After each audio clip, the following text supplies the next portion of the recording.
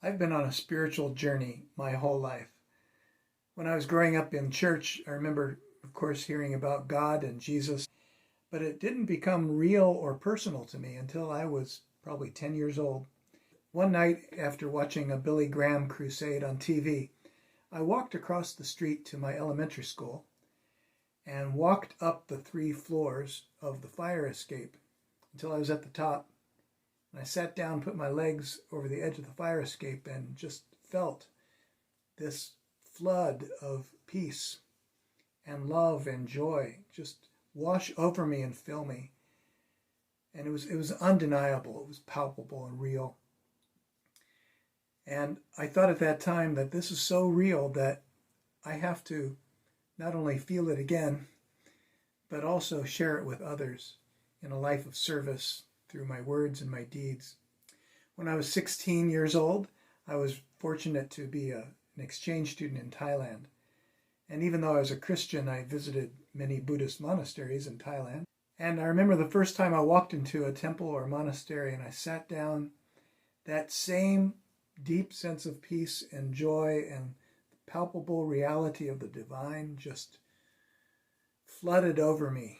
And it was just as undeniable and as real as when I was 10 years old on that fire escape. It was real. My journey continued when I went to seminary and became a pastor. You would think that a pastor would have many opportunities every day for prayer, reflection, and just being quiet.